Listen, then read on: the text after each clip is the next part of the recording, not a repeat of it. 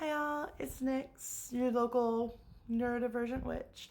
So I'm gonna be reading a lot of this because I get my words out better in writing.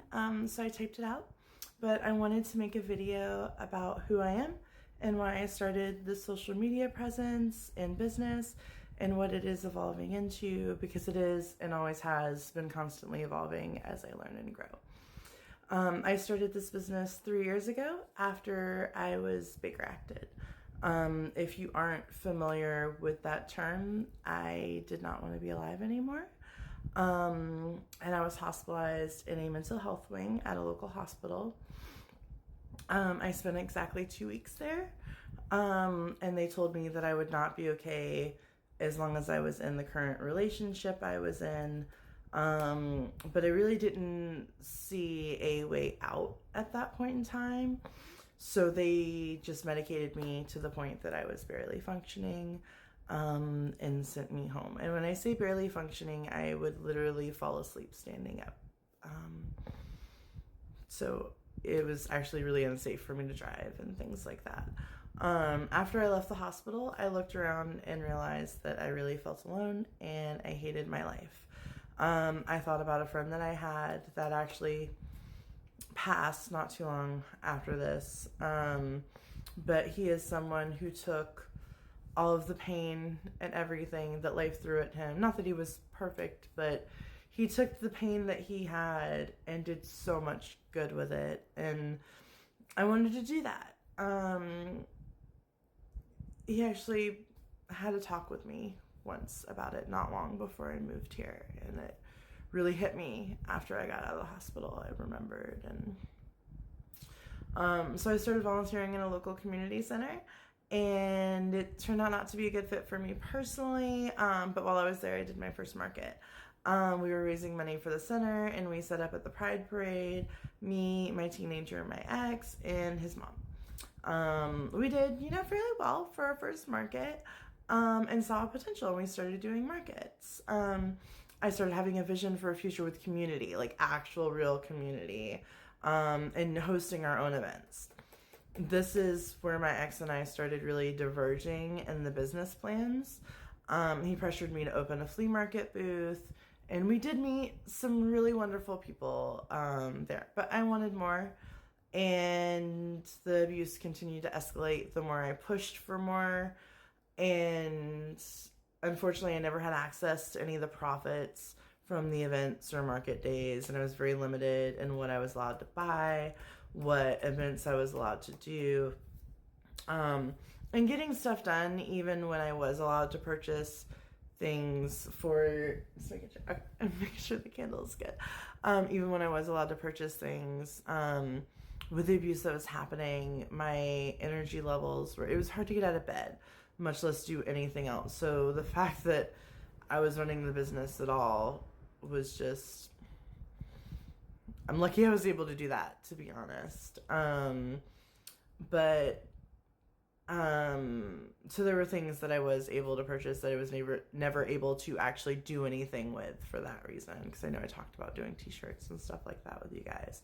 After the flea market opened, my ex also stopped helping at events.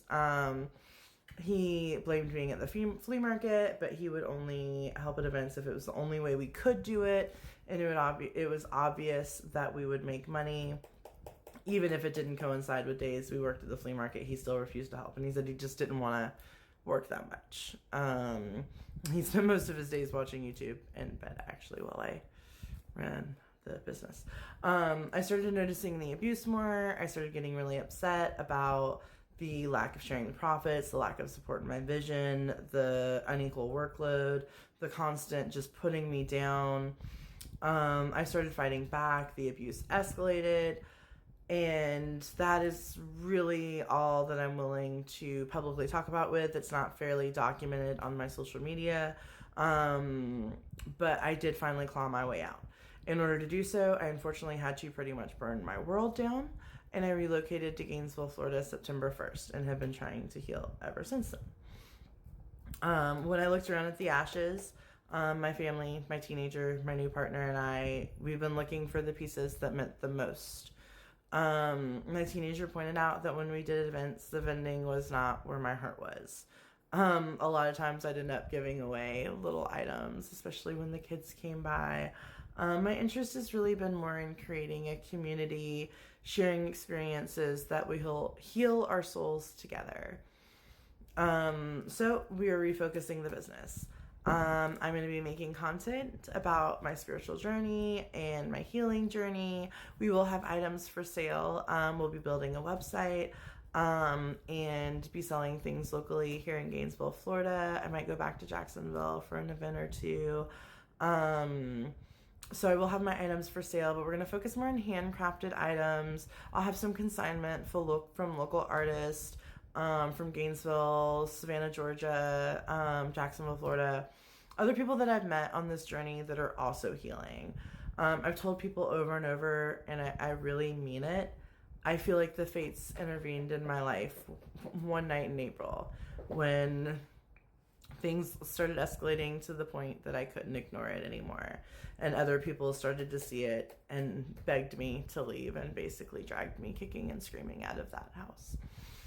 That started a domino effect. I started meeting people who were also healing, and I met my new partner, and he is so loving and supportive in a way that I didn't even know was possible.